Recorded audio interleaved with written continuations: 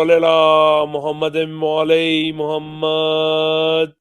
بسم اللہ الرحمن الرحیم، الحمدللہ الذی جعلنا من المتمسکین بولایت امیر المومنین، اللہم ایاک نعبد و ایاک نستعین، الصلاۃ والسلام بتحیۃ والاکرام علی اشرف الانبیاء والمرسلین واولادہ الطیبین الطاہرین المعصومین، ثم الصلاۃ والسلام علی الصدیقۃ المبارکہ الرازیۃ المرضیہ عالمۃ غیر معلمہ السیدہ فاطمۃ الزہراء صلوات اللہ علیہا، ولعن اللہ تعالی علی اعدائہم اجمعین، اما بعد فقد قال حق سبحانہ وتعالی فی کتابہ المجید وفرقان الحمید، بسم اللہ الرحمن الرحیم، وجعلناہم ائمۃ یہدون بامرنا۔ دعا ہے کہ مالک لم یزل ولایت علی چینل 313 کے توسل سے آپ مومنین کی بارگاہ میں آج کا یہ جشن جو 11ویں شہنشاہ 11ویں تاجدار ولایت سرکار ابو امام صالح سرکار امام حسن عسکری علیہ السلام آپ کی خدمت میں پیش کیا جا رہا ہے۔ دعا ہے کہ مالک آج کے اس جشن کا صدقہ، اس خوشی کا صدقہ، سرکار صاحب العصر کے چہرے پہ آنے والی اس مسکراہٹ کا صدقہ میرا مالک مومنین کو ہر غم سے محفوظ فرمائے۔ میرا مالک پوری دنیا میں رہنے والے جہاں جہاں مومنین آباد ہیں، میرا مالک ان تمام کو شیاطین کے شر سے، حاسدین کے حسد سے، دشمن کے وار سے محفوظ فرمائے۔ ملک پاکستان اور اس کے علاوہ دنیا بھر میں رہنے والے شیعان علی بن ابی طالب پہ میرا مالک رحم فرمائے۔ اور میرا مالک جس طرح پوری دنیا میں انسانیت کے ساتھ سلوک ہو رہا ہے، میرا مالک اگر وہ قابل رحم ہیں تو ان پہ رحم فرمائے، بالخصوص فلسطین اور کشمیر پر جو ظلم اور بربریت ہے، میرا مالک واسطہ محمد و آل محمد کی عزت و عصمت و طہارت کا، جن لوگوں کا مقصد نیک ہے، جن لوگوں کا سوچ اچھی ہے، میرا مالک ان تمام کا جس بھی مذہب سے، مسلک سے تعلق ہے، میرا مالک ان کی حفاظت فرمائے۔ چینل ولایت علی میرا مالک ان کی توفیقات خیر میں اضافہ فرمائے، جو مسلسل تعلیمات اہل بیت علیہ السلام کو آپ تک پہنچانے کے لیے مصروف عمل ہے۔ آج کا یہ جشن مخصوص و منسوب ہے 11ویں شہنشاہ کے ساتھ، تو کوشش کریں گے کہ تذکرہ جو ہے وہ اسی امام کی بارگاہ میں ہدیہ ہونا چاہیے۔ میں اپنی مسلسل جو بھی مجالس اس چینل کے ذریعے ریکارڈ کی جاتی ہیں، جو کسی بھی امام کی ظہور یا کسی بھی امام کی شہادت کے عنوان سے ہوتی ہیں، تو اس میں یہ بات ضرور کہتا ہوں، کیونکہ ان مجالس کو، ان پروگرامز کو سننے والے، ان کا تعلق مختلف مکاتب فکر سے ہوتا ہے، تو وہ ہمارے مکتب کے اصول کو سمجھیں، ہمارے مکتب کے عقائد کو سمجھیں، اور صرف وہ ان سے ہماری آئمہ کے فضائل اور مصائب نہیں، بلکہ وہ اصل میں اس تھیم کو سمجھیں کہ یہ شیعہ مذہب جو ہے وہ 1400 سال سے کس روش پہ چل رہا ہے۔ نظریہ امامت جو ہے، ہم اس نظریہ امامت کے قائل ہیں، اور نظریہ امامت عین فطرت ہے۔ نظریہ امامت، اس کا تعلق خوش عقیدگی کے ساتھ نہیں ہے، اس کا تعلق ذاتی محبت کے ساتھ نہیں ہے، اس کا تعلق یہ نہیں ہے کہ ہم اپنے آئمہ کو محبت کرتے ہیں، اپنے آئمہ سے پیار کرتے ہیں تو ہم ان ہستیوں سے محبت کرتے ہیں اور ان کی محبت کی وجہ سے ہم ان کو اپنا امام کہتے ہیں۔ نہیں، ایسا بالکل بھی نہیں ہے۔ یقیناً ہم ان سے محبت بھی کرتے ہیں، ہم ان سے مودت بھی کرتے ہیں، لیکن ہم اپنی محبت کی وجہ سے انہیں امام نہیں کہتے، بلکہ وہ امام ہیں، اور امام ہونے کے بعد ہم ان سے محبت کرتے ہیں۔ ان کے پاس جو اللہ نے یہ منصب دیا ہے، یہ منصب عین ان کا حق ہے، اور انسانیت کے پاس سوائے امامت کے اور کسی رستے پہ چلنا ممکن ہی نہیں ہے۔ اب دیکھیے، امام ہوتا کون ہے، امام کا اختیار کیا ہے؟ کیا صرف اور صرف کسی ماننے والے کو پیشوا اسے امام کہتے ہیں؟ نہیں، خداوند متعال نے جب انسانیت کا آغاز کیا تو خداوند متعال نے انسان کی ہدایت کا ایک مکمل پروگرام تشکیل دیا، ایک مکمل پلان بنایا کہ اگر میں نے انسانیت کو زمین پہ اتار رہا ہوں تو ان کو میں نے ہدایت کیسے دینی ہے۔ تو خداوند متعال نے ہدایت کا بندوبست پہلے کیا اور ہدایت لینے والوں کو بعد میں بنایا۔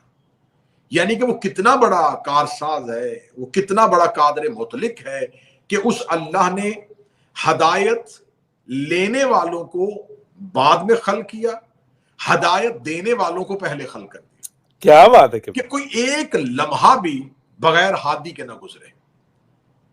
حضرت آدم کو زمین پہ اتارا، حضرت آدم کے بعد خدا مختلف انبیاء کو اتارتا گیا. آخری نبی ختمی مرتبت جد الحسن والحسین علیہ السلام سرکار رسالت امام صلی اللہ علیہ وآلہ وسلم، ان کی ذات پہ آ کے نبوت ختم ہو گئی. اور اس رسول نے، اس نبی نے، اس سید المرسلین میرے آقا و مولا نے قیامت تک کے لیے انسانیت کو ایک اسوہ حسنہ دے دیا، ایک عملی نمونہ دے دیا، اور ان کے ہاتھوں پہ اللہ کی ایک مکمل کتاب قرآن کی صورت میں، جن میں اللہ کے احکامات تھے، جس میں اللہ کے حکم تھے، وہ دی. اور ساتھ ایک حدیث کہہ دی جسے حدیث ثقلین کہا جاتا ہے، انی تارکم فیکم الثقلین کتاب اللہ و اطرتی اہل بیت. میں تمہارے درمیان دو گراں قدر، دو وزنی چیزیں چھوڑ کے جا رہا ہوں، ایک قرآن ہے اور دوسری میری اہل بیت ہے. ان دونوں کو آپس میں انہیں متمسک، ان کے ساتھ رہنا، ان کو تھامے رکھنا حتیٰ کہ تم حوض کوثر تک پہنچ جاؤ. اب خدا کے رسول نے یہ ہدایت کا بندوبست کیا کہ خدا کے رسول نے یہ بتا دیا، ہمارے آقا نے یہ بتا دیا کہ میں تمہارے درمیان صرف کتاب نہیں چھوڑ کے جا رہا، اہل بیت بھی چھوڑ کے جا رہا ہوں. اب کیسے ممکن ہے میرا اہل سنت دوست، کیسے ممکن ہے میرے آج کے دور کا زندگی گزارنے والا مسلمان بھائی کہ خدا نے رسول کے جانے کے بعد سلسلہ ہدایت کو لپیٹ دیا ہو؟ نہیں. اگر خدا نے سلسلہ ہدایت کو نہیں لپیٹا تو بعد از رسول اگر کوئی شخص جس نے نبی کو نہیں دیکھا ہوا اور وہ بعد از رسول 100 سال بعد، 20 سال بعد، 50 سال بعد، یا 500 یا 1000 سال بعد دنیا میں پیدا ہوتا ہے، تو اب وہ ہدایت کس سے لے گا؟ اب اس کا ہادی کون ہوگا؟ وہ کس سے پوچھے گا اپنی زندگی کے بارے میں؟ وہ کن سے پوچھے گا اپنی زندگی کے مسائل کے بارے میں؟ اگر آپ کہیں گے قرآن کی طرف وہ رجوع کرے گا، تو چلیے آئیے آج ہی امامت کو درمیان سے ہٹا کے مجھے بتائیے کہ قرآن کے اصل معنی اور مفاہیم کا کسے پتہ ہے؟ قرآن کی اصل تفسیر کے بارے میں کون آگاہ کر رہا ہے؟ ہر کوئی کہہ رہا ہے کہ ہمارے پاس دین ہے، لیکن اس کے پاس اس کی نس موجود نہیں ہے. مسلمان کوئی ہاتھ باندھ کے نماز پڑھ رہا ہے، کوئی سینے پہ ہاتھ رکھ کے پڑھ رہا ہے، کوئی ناف کے نیچے رکھ رہا ہے، کوئی ناف سے اوپر رکھ رہا ہے، کوئی ہاتھ کھول کے رکھ رہا ہے. جب ان سے پوچھا جاتا ہے کہ مختلف طریقوں سے نماز کیوں پڑھی جا رہی ہے، تو ہر کوئی فرقہ یہ کلیم کر رہا ہے کہ میرا طریقہ رسول والا طریقہ ہے. جو میرا نماز پڑھنے کا طریقہ ہے، جو میرا روزہ سحر و افطار ہے، جو میرا زکوٰۃ کا نصاب ہے، جو میرے حج کے احکامات ہیں، یہ بالکل وہی ہیں جو رسول کے تھے. تو آئیے صاحبان مجھے بتائیے کہ کیا رسالت مآب صلی اللہ علیہ وآلہ وسلم نے اپنی زندگی کے وہ جو ایام تھے مکہ کے نکال کے مدینہ میں آ کے، جہاں باقاعدہ مسلمانوں کے سامنے نماز پڑھی جا رہی تھی، جہاں باقاعدہ مسجد نبوی بنا دی گئی تھی، تو کیا رسالت مآب مختلف طریقوں سے نماز پڑھتے تھے؟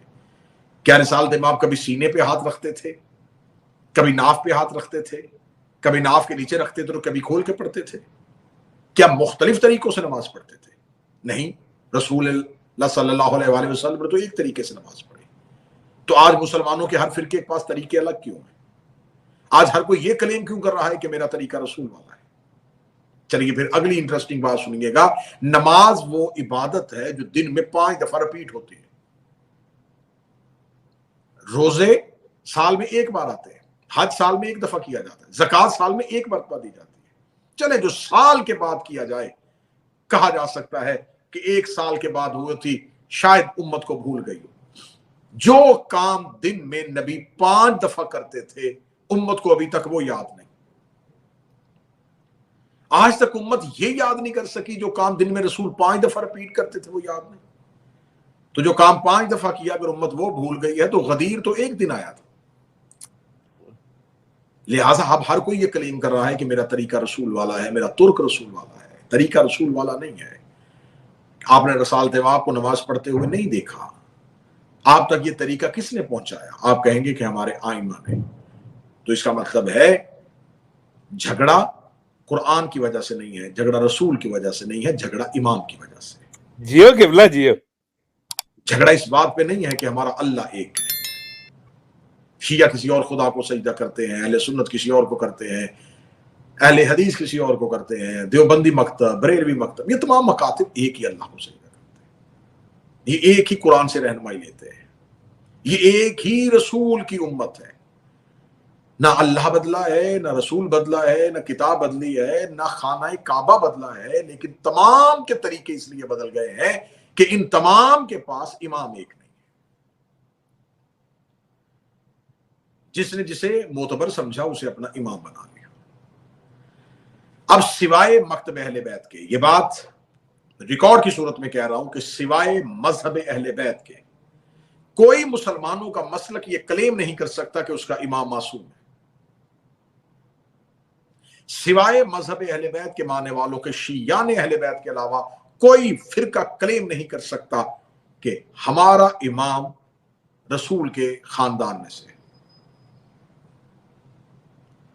جب کسی کے پاس یہ کلیم نہیں ہے، ہر کوئی یہ کہتا ہے کہ ہمارے امام ہیں، بہت جید ہوں گے، بہت بڑے محدث ہوں گے، حافظ قرآن ہوں گے، معصوم نہیں۔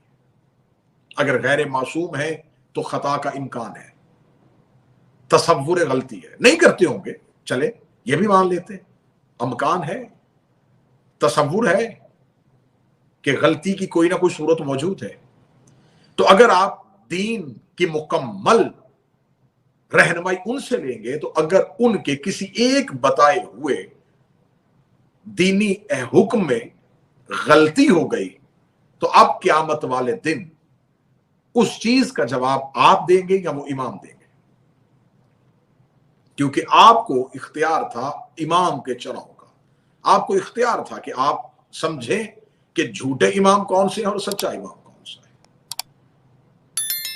لہذا مذہب، یہ تھوڑا وقت تمہید میں گزر گیا تاکہ ہمیں ضرورت امام اور اہمیت امام زمانے کو بتانی ہے۔ رسول اللہ صلی اللہ علیہ وآلہ وسلم کے بعد رسالت مآب کی معتبر حدیث اہل سنت کتابوں میں درج ہے کہ رسالت مآب نے کہا میرے بعد میرے 12 خلفاء ہوں گے، میرے 12 جانشین ہوں گے۔ رسالت مآب نمبرز بتا کے چلے گئے، رسالت مآب نے بتا دیا یہ نمبرز ہیں، 12 ائمہ ہوں گے۔ حدیث کو بدلا گیا کہ 12 کے 12 کا تعلق قریش سے ہوگا۔ رسالت مآب صلی اللہ علیہ وآلہ وسلم نے کہا تو وہ 12 میرے خاندان میں سے ہوں گے، جیسا کہ حضرت موسیٰ کے بھی 12 نقیب تھے۔ اب 12 کی اس فگر کو پورا کرنا تھا تو اس ایک نمبرز کو پورا کرنے کے لیے امت نے بھی 12 امام بنائے۔ امت نے بھی کہا کہ ہمارے بھی 12 ہی ہیں، لیکن انہیں خلفاء کہا جاتا ہے۔ انہوں نے کہا رسول پاک نے 12 جو بات کی تھی وہ 12 خلفاء جو تھے وہ ہمارے پاس ہیں۔ ہم نے کہا نہیں، وہ ائمہ ہیں۔ اب اگلی انٹرسٹنگ بات سنیں گے میرے سننے والے سامعین، جنہوں نے رسول کے بعد مولا علی کو امام نہیں مانا بلکہ خلیفہ بنایا، پھر اس کے بعد دوسرا خلیفہ بنایا، پھر اس کے بعد تیسرا خلیفہ بنایا، پھر اس کے بعد مولا علی کو خلافت دی گئی اور ایک امام کو مسلمانوں نے اپنا خلیفہ بنایا چوتھے نمبر پہ جا کے۔ یہ جو پہلی 3 خلافتوں کا دور گزرا، ان پہلے 3 خلافتوں کے دور میں کسی کو امام نہیں بنایا۔ جو پہلے امام آ کے بنے، جن سے پہلی دفعہ فقہ لی، فقہ کے جو امام بنے، وہ امام ابو حنیفہ نعمان ابن ثابت ہے۔ اس سے پہلے کوئی بھی امام نہیں تھا۔ تو میرے سوال کا جواب دیجیے گا کہ امام ابو حنیفہ نے آ کے اگر آپ کو فقہ کے تمام اصول اور قواعد دیے ہیں تو اس سے پہلے جس دور میں لوگوں نے اعمال کیے ہیں وہ کس امام کی پیروی میں کیے ہیں؟ جی قبلہ جی، ماشاء اللہ، بہت خوب۔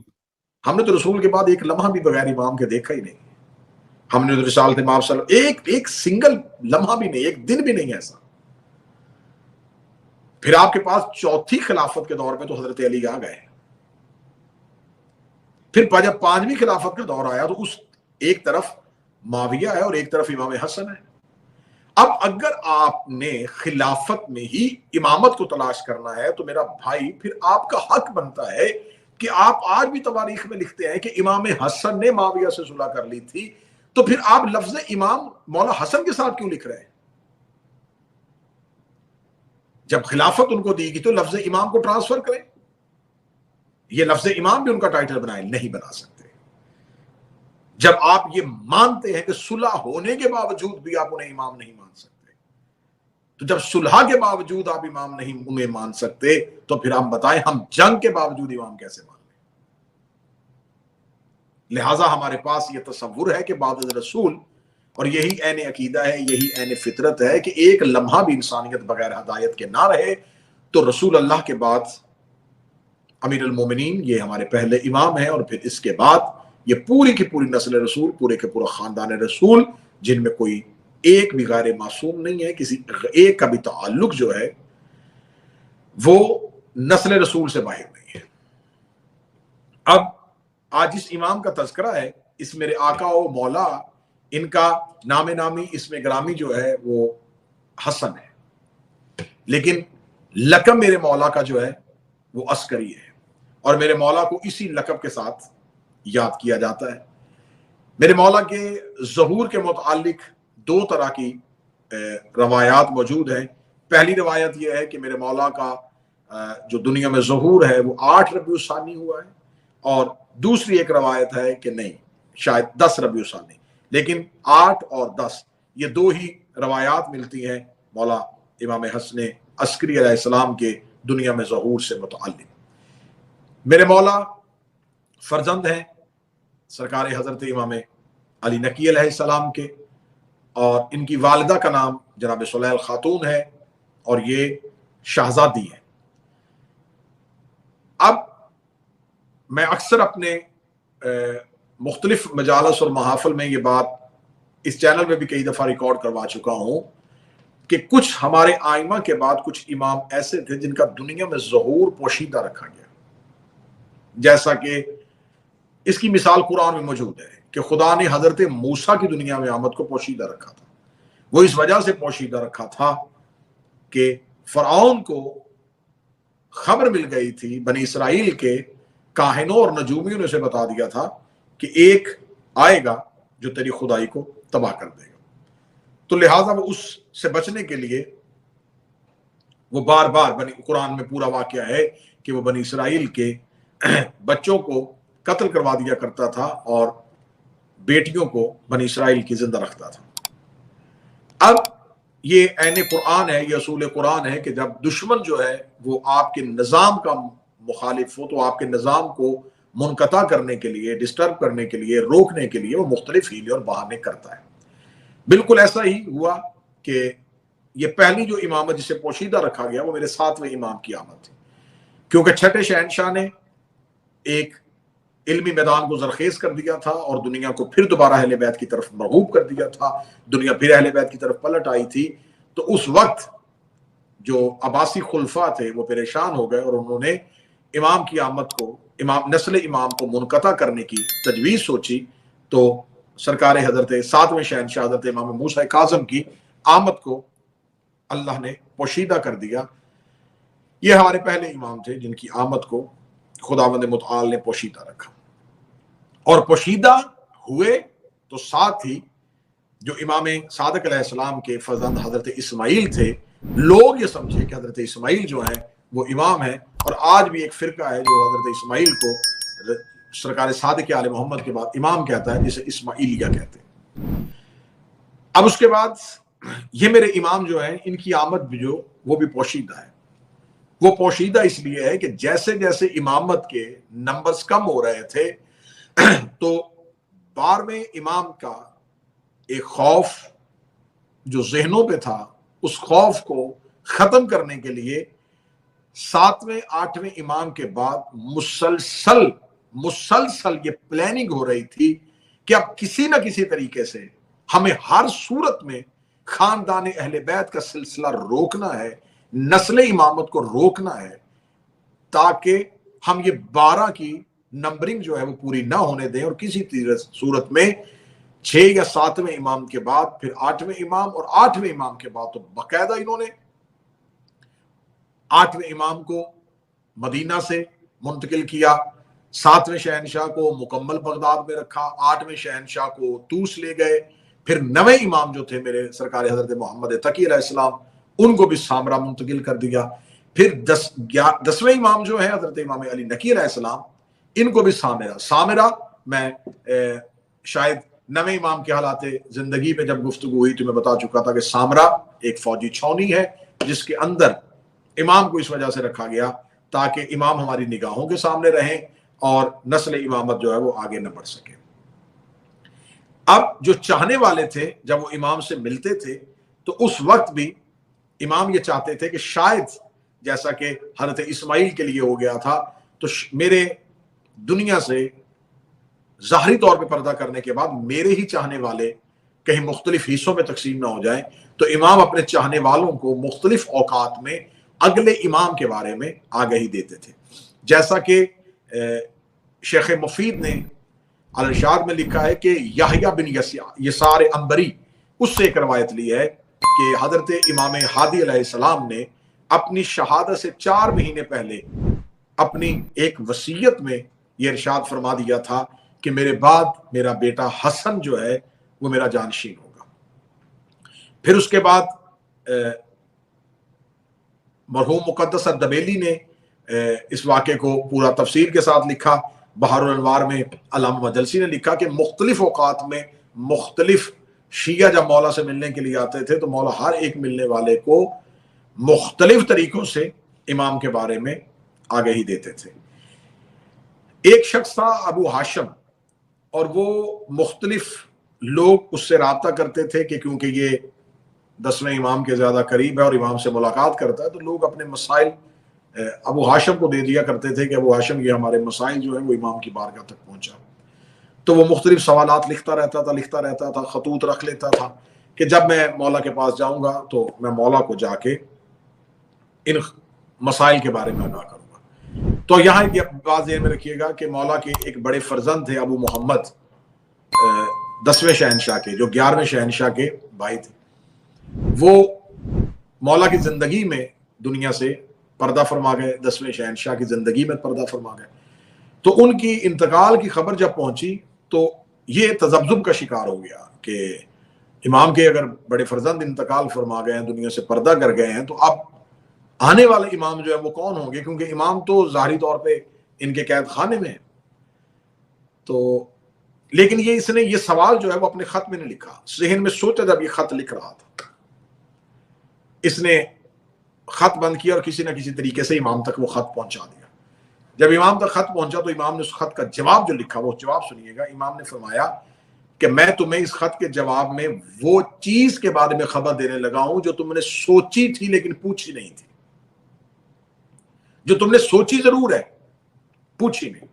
تمہاری سوچ میں یہ بات تھی کہ اگلا امام کون ہوگا، تو مولا نے فرمایا کہ وہ میرا فرزند جس کا نام حسن ہوگا وہ میرا جانشین ہوگا، اور اب جب دوبارہ تو مجھے خود ملنے کے لیے آئے گا تو مجھے شہادت کا جام میں نوش کر چکا ہوں گا اور میرا بیٹا ہی میرا جنازہ پڑھائے گا، اور اگلے جو تیرے سوالات ہیں ان کے جواب میرا وہی بیٹا دے گا۔ اللہم صلی اللہ محمد مولی محمد۔ اور جب یہ پہنچا ہے سامرا تو امام کو زہر مل چکی تھی اور مولا کی شہادت ہو چکی تھی، اور جب یہ مولا کا جنازہ پڑھنے کے لیے کہ میں نماز جنازہ کے لیے مولا کی نماز جنازہ میں شرکت کروں، تو جب یہ نماز جنازہ میں شرکت کرنے کے لیے وہاں بیٹھا ہوا تھا اور یہ بار بار دیکھ رہا تھا کہ کون آئے گا، تو اس نے دیکھا کہ ایک امام کا فرزند جو ہے وہ مصلی امامت پہ آئے، مصلی امامت پہ آ کے چہرے پہ ان کے نقاب تھا اور انہوں نے نماز جنازہ پڑھائی۔ جب نماز جنازہ ہو چکی تو یہ تیزی کے ساتھ لوگوں کے صفوں سے نکل کے امام کی بارگاہ تک پہنچا کہ تاکہ میں امام کے چہرے کی زیارت کروں۔ تو امام کا ہاتھ اس نے ابھی دیکھا تھا اور اس نے آ کے امام کے ہاتھ کا بوسہ دیا، اور امام نے اپنی جیب میں ہاتھ ڈالا اور ایک کاغذ کا ٹکڑا اس کے ہاتھ میں رکھ کے کہا کہ تیرے باقی سوالات کے جواب اس میں ہیں۔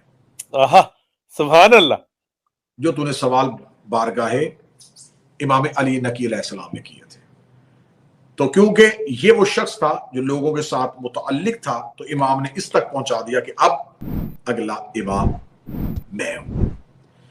اس واقعے کا مطلب جو ہے، یہ میں نے 3-4 منٹ میں یہ واقعہ سنایا، اس واقعے سنانے میں کچھ زاویے نکالنے تھے، کچھ چیزیں نکالنی تھی۔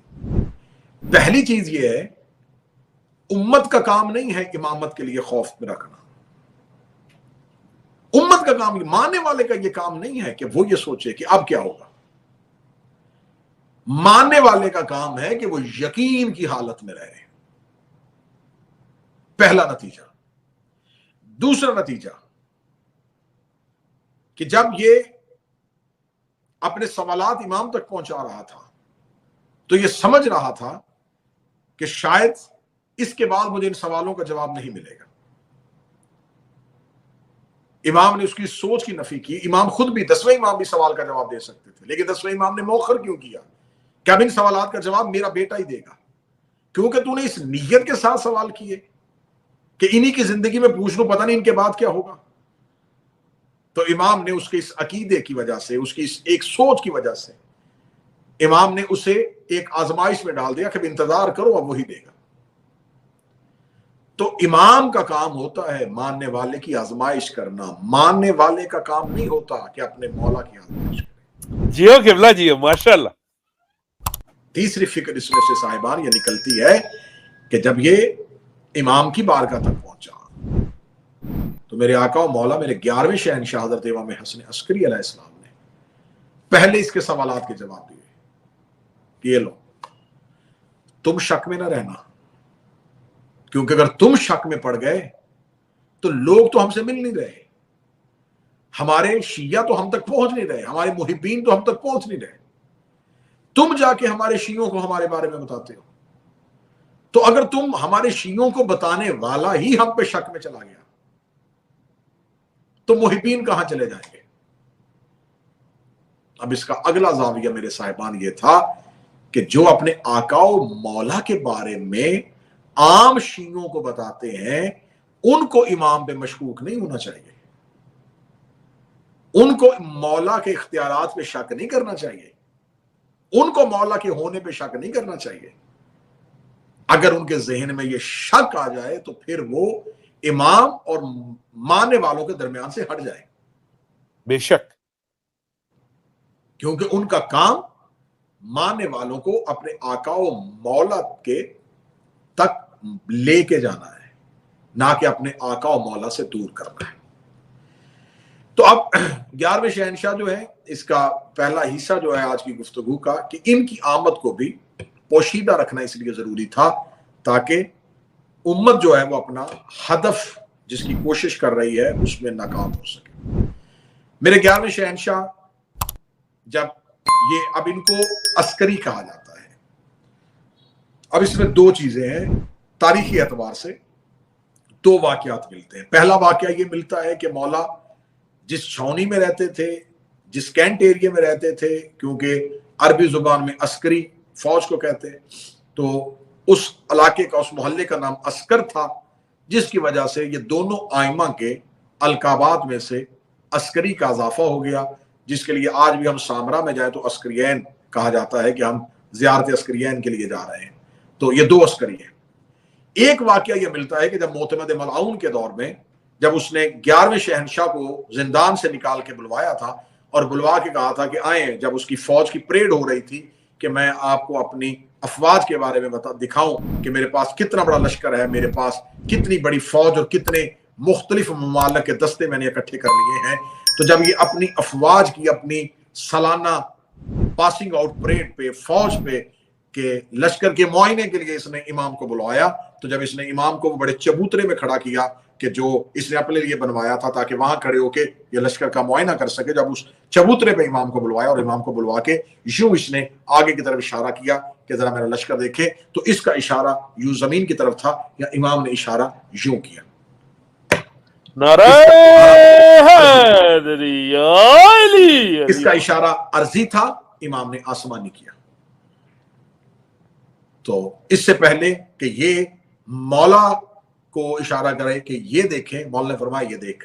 تو جب اس نے اپنی نگاہیں، اپنا سر آسمان کی طرف اٹھایا تو اس سر سے لے کے آسمان تک ایک بہت بڑا لشکر نظر آیا.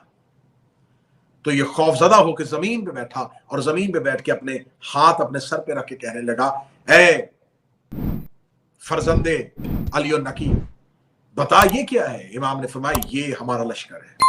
اللہم صلی اللہ محمد علیہ محمد. تو اس ایک واقعے کی وجہ سے بھی تاریخ کہتی ہے کہ اس میں بھی احتمال ہے کہ اس ایک واقعے کی وجہ سے بھی امام کو عسکری کہا جاتا ہے. تو اب یہ دونوں وجوہات جو تاریخی اعتبار سے ہم تک پہنچی وہ میں نے آپ تک پہنچائی. اب اس امام کی زندگی میں خاصہ جو تھا وہ یہ تھا کہ ہر امام کی نسبت ہر امام کے دور سے ہٹ کے ہمیں اس امام کے دور کو دیکھنا ہے. اس امام کے دور میں دو طرح کے انقلاب پیدا کرنے ہیں,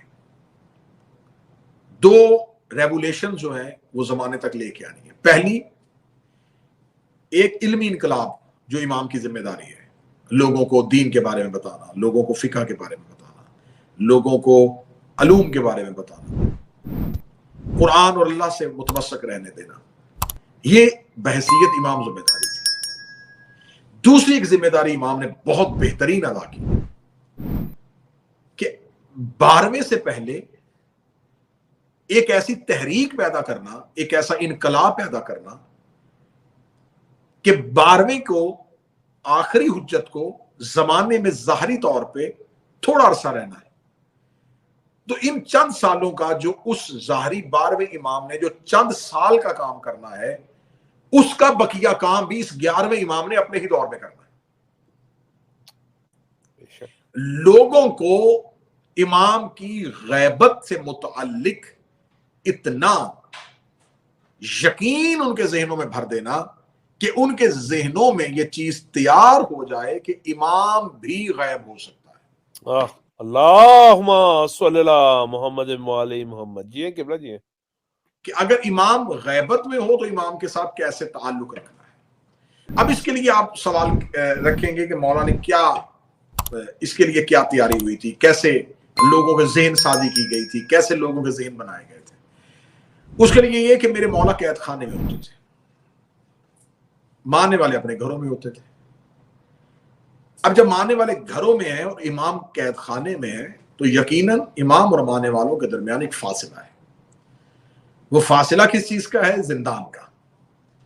اب امام نے اس زندان کے فاصلے کو اتنا ختم کیا کہ ماننے والوں کے معاملات اور مسائل کو مولا نے ان کے گھروں میں بیٹھ کے مختلف طریقوں سے ایسے حل کیا کہ لوگوں کو یقین ہو گیا کہ یہ غیب رہ کے بھی ہماری مدد کرتے ہیں. نعرہ حیدری علی مولا علی مولا.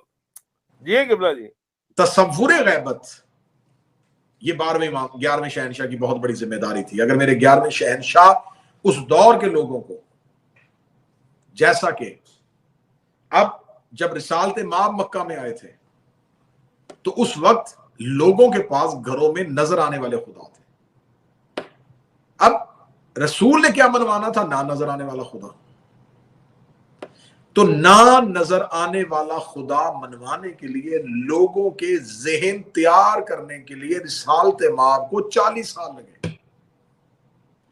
40 سال کے ان کے ذہنوں کو تیار کیا کہ وہ نہ نظر آنے والا خدا تسلیم کر لے. اگر اچانک ہی ان کے سامنے جا کے کہہ دیا کہ ایک اللہ ہے اور لیکن اس کا کوئی وجود نہیں ہے تو وہ کیسے مانیں گے؟ اب رسالت مآب نے مختلف معجزات, کیوں کبھی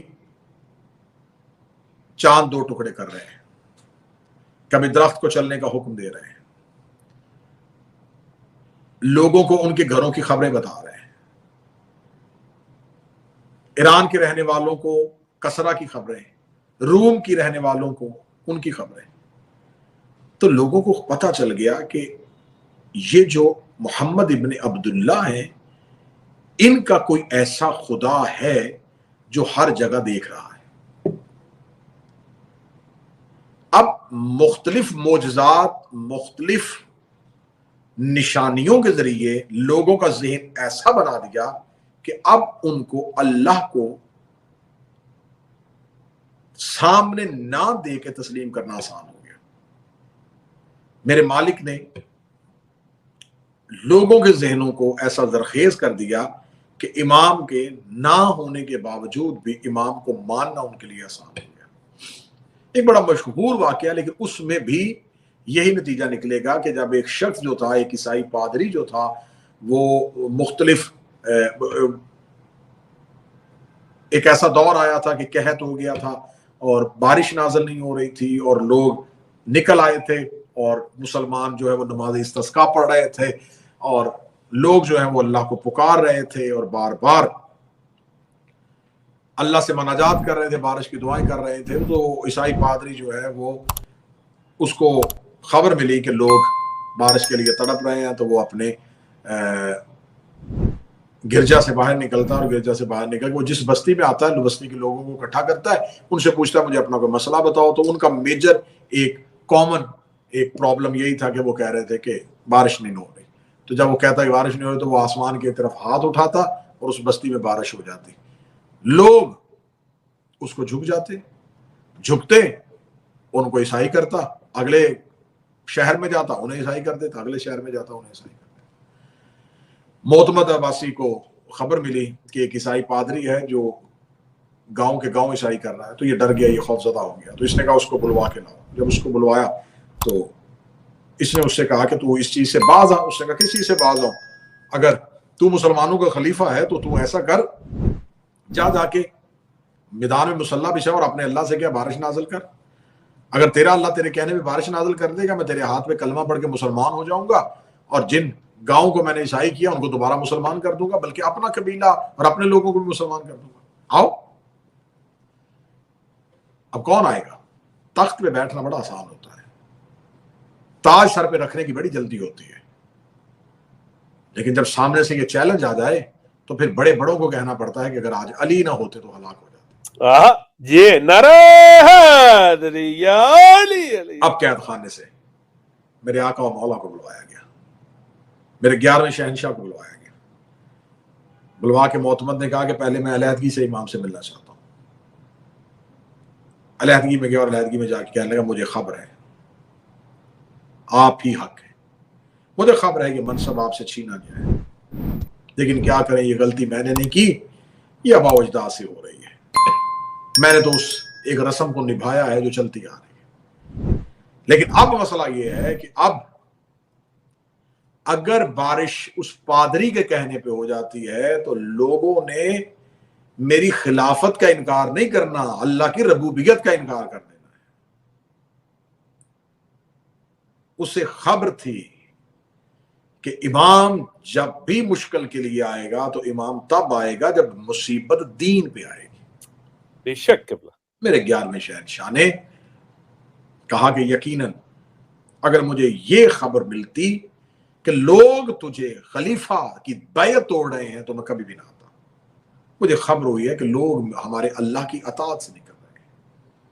میرے پروردگار چل ہمیں امام نہیں مانتے، میرے اللہ کی اطاعت تو کر رہے ہیں، تو میں اپنے اللہ کی اطاعت کو بچاؤں گا. مولانا نے فرمایا اس پادری کو لے کے آؤ.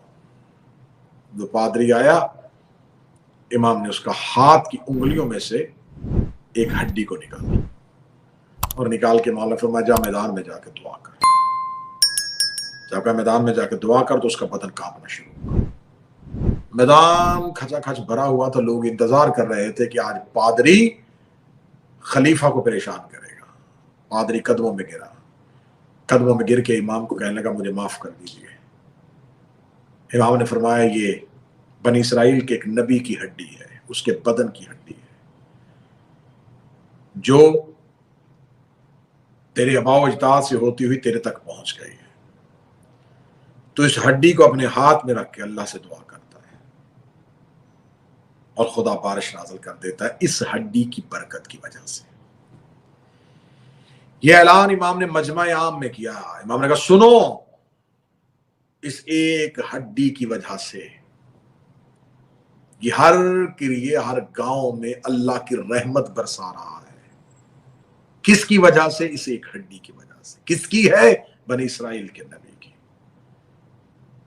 یہ کہنے کے بعد امام نے فرمایا یہ بنی اسرائیل کے نبی کی ہڈی ہے، میں پورا جسم محمد کا ہوں. اللہم صلی اللہ محمد علیہ. میرا گوشت، میرا لہو، میری ہڈیاں پیغمبر کی ہیں. اگر ایک بنی اسرائیل کے نبی کی قبر سے نکلی ہوئی ہڈی تمہارے لیے رحمت بن سکتی ہے تو میں تو سر سے پاؤں تک محمد ہوں۔ یہ تھا 11ویں شہنشاہ کی غدیر کا اعلان۔ یہ تھا وہ وقت جب مجمع معتمد نے بلوایا تھا اور امامت کا اعلان 11ویں شہنشاہ کا ہو رہا تھا۔ کیا بات ہے قبلہ، بے شک۔ پھر میرے آقا و مولا نے دعا کے ہاتھ بلند کیے، بارش ہوئی اور امام نے سر سجدے میں رکھا اور اپنے اللہ کی ربوبیت کو بچایا۔ بس اس ایک واقعے کے بعد تاریخ یہ کہتی ہے کہ پھر شہنشاہیت کا اور بادشاہوں کا رخ امام سے بدلہ لینے پہ مجبور ہو گیا۔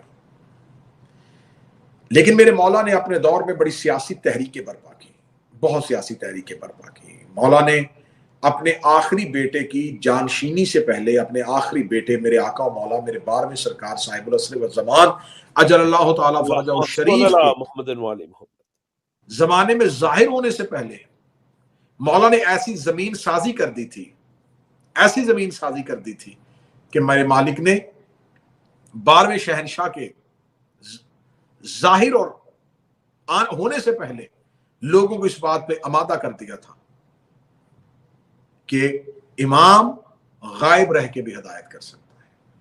پھر میرے مولا مختلف اپنے شیعوں کو فکری تربیت یہ کرتے تھے کہ امام مختلف شیعوں کو زندان سے خطوط لکھتے تھے اور خطوط لکھ کے مولا آنے والے دور کے بارے میں بتاتے تھے کہ تمہارے لیے یہ اذیتیں آنے والی ہیں، یہ مصیبتیں آنے والی ہیں۔ اور مولا کا ایک ایسا نائب، ایک ایسا وکیل جس کا نام عثمان بن سعید تھا، وکیل تھا جو روغن فروش تھا، روغن بیچا کرتا تھا۔ اب یہ جو مولا کے نمائندے ہوتے تھے، آپ ان کی ہسٹری پڑھ کے دیکھیں تو ان میں ایک چیز جو آپ کو مشترک ملے گی وہ یہ ہے کہ وہ کام کرتے تھے جو عوامی ہے۔ مثلا حضرت امیر المومنین میسر میں تمار کو ارچی سلیکشن اس لیے کی، وہ خرمے بیچتا تھا، وہ کھجورے بیچ، اس کا کام ہی بازار میں بیٹھنا ہوتا تھا اور مختلف قسم کے لوگ اس سے بزنس کے حوالے سے ملتے تھے، لوگ تجارت کرنے آتے تھے اور ولایت علی لے کے چلے جاتے تھے۔ آہا کیا بات ہے، علی علی۔ لوگ کھجورے خریدنے کے لیے آتے تھے اور عقیدہ لے کے چلے جاتے تھے۔ تو اب یہ جو میرے 11ویں شہنشاہ کا ایک نمائندہ ہے، یہ روغن فروش ہے، یہ روغنیات کی تجارت کرتا ہے۔ خمس کی جتنی بھی رقم کٹھی ہوتی تھی تو مولا سے پوچھا گیا کہ مولا آپ زندان میں ہو، تو مولا نے فرمایا یہ جتنی بھی رقم ہے یہ عثمان ابن سعید کے پاس جمع کرو۔ تو جب یہ مولا تک، یہ اس تک پہنچتی تو مولا اس کو حکم فرما دیا کرتے تھے کہ یہ اتنا خمس فلاں کے گھر پہنچانا، اتنا خمس فلاں کے گھر پہنچانا، اتنا اس سے میرے شیعوں کے لیے یہ کام کرنا۔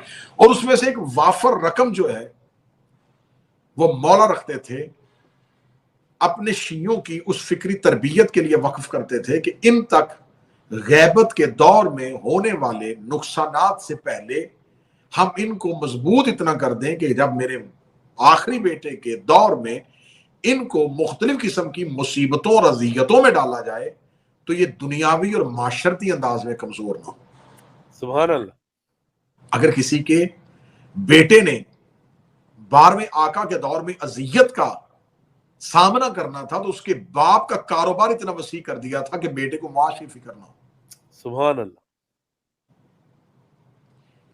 یہ میرے 11ویں مولا کی زندگی میں یہ سیاسی تحریکیں، مختلف لوگوں کے وفود، خطوط، رابطے،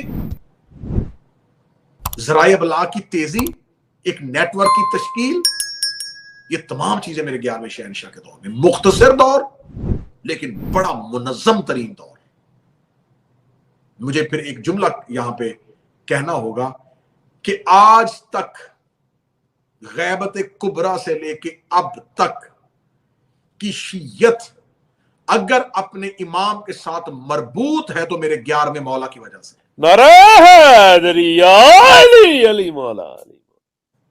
بے شک آج ہمارے جو مراجع ہیں ان کے پاس جو ایک نس ہے جس پہ وہ کہتے ہیں کہ یہ نس ہے کہ لوگ جو ہیں وہ ہم سے مسائل پوچھیں, تو وہ 11ویں شہنشاہ کی ایک حدیث جو ہے اس کو کوٹ کرتے ہیں کہ جب مولا نے کہا تھا کہ تم میں سے وہ فقیہ جو دین کا جاننے والا, نفسانی خواہشات کی پیروی نہ کرنے والا, اپنے مولا کے امر کا مطیع ہو, تو پھر لوگوں کو چاہیے کہ وہ اس کی پیروی کریں, اس سے دینی مسائل سے رہنمائی لیں. لیکن پہلی بات تو یہ کہ اس کا کرائیٹیریا کیا ہے, اس پہ کون پورا اترتا ہے, یہ حدیث کن خاص لوگوں کے لیے کہی گئی تھی, کون سے خاص لوگ مولا نے 11ویں شہنشاہ نے اپنی زندگی میں چوز کرنے کے بعد, ان کے نام لینے کے بعد انہیں مختلف جگہوں پہ بھیج دیا تھا. کسی کو یمن میں بٹھا دیا تھا, کسی کو مصر میں بٹھا دیا تھا, کسی کو کوفے میں بٹھا دیا تھا, کسی کو بغداد بھیج دیا تھا, کسی کو آذربائیجان بھیج دیا تھا. یہ پورا نیٹ ورک تشکیل دے دیا تھا تاکہ پوری دنیا میں رہنے والے جتنے شیعہ ہیں, یہ 12ویں امام نے تو ایک مختصر دور کے لیے آنا ہے, وہ تو, اور جو مختصر دور ہے اس میں بھی غیبت صغریٰ ہے. تو اب 12ویں شہنشاہ نے امت کے ساتھ نہیں ملنا, انہوں نے کہیں آ کے نماز جمعہ نہیں پڑھانا, کہیں آ کے نماز عید نہیں پڑھانی, کہیں آ کے لوگوں کے جلوس کے ساتھ نہیں چلنا, کہیں آ کے لوگوں کو باقاعدہ علوم نہیں دینے. تو جب امت ان سے امام سے مل ہی نہیں سکے گی تو امام کے ملے بغیر وہ امام سے رابطہ کیسے رکھے گی, امام سے رہنمائی کیسے لے گی؟ تو 11ویں امام کے بعد کئی صف لپیٹ کے دنیا پھر بادشاہت کو نہ مان لے, خلافت کو نہ مان لے. تو اب 12ویں شہنشاہ نے لوگوں تک رسائی اگر لوگوں کی امام تک نہیں تھی, تو امام حسن عسکری علیہ السلام نے اپنے دور میں ایک ایسے مخلصین لوگ چنے جن کو دنیا کے مختلف کونوں میں بٹھا دیا, جو آپس میں ایک دوسرے کے ساتھ رابطے میں رہتے تھے.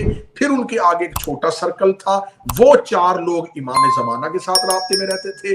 امام ان 4 کو بتاتے تھے, وہ 4 آگے ان 50 کو بتاتا تھا, وہ 50 آگے ان 300 کو بتاتے تھے, وہ 300 آگے ان 500 کو بتاتے تھے. اس پورے سرکل کے اندر پوری شیعت کو لے لیا تھا. سبحان اللہ, ماشاء اللہ قبلہ, بے شک.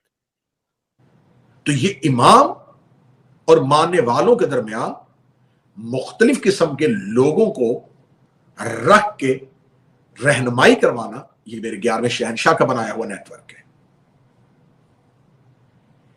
دنیا میں یہ نظام, لیکن ان کا نظام کیا تھا؟ ان کے پاس وہ نظام یہ نہیں تھا کہ ہمیں مانو, ان کا نظام یہ تھا ہم سے سن کے ان کو مانو. آہا, کیا بات. میں پھر اگلا جملہ کہتا ہوں, ان کا نظام یہ نہیں تھا کہ ہماری وجہ سے ان کو مانو, ان کا نظام یہ تھا ان کی وجہ سے ہمیں مانو. یہ جتنا نظام تھا یہ میرے 11ویں شہنشاہ کا تشکیل دیا ہوا نظام تھا.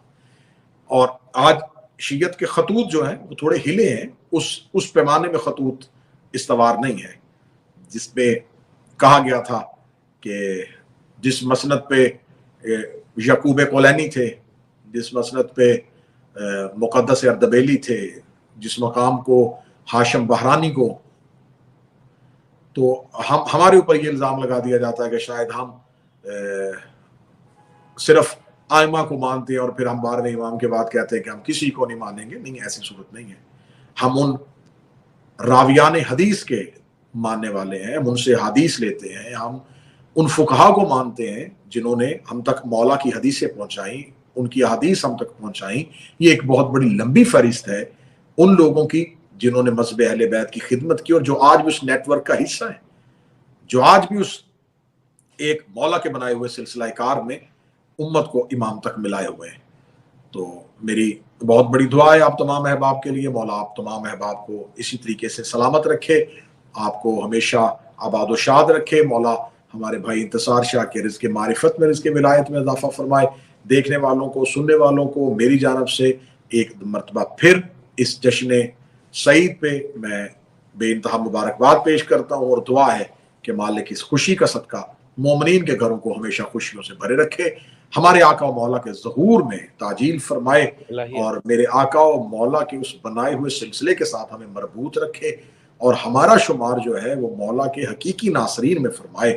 ہمیں شکوک اور شبہات جیسے گناہوں سے محفوظ رکھے, ہمیں اپنے مولا پہ یقین بخشے, ہمیں اپنے مولا کے لیے اعتماد دے, ہمیں اپنے مولا کے عقیدے پہ ایک لمحے کے لیے بھی متزلزل نہ ہونے دے. ربنا تقبل منا انک انت السمیع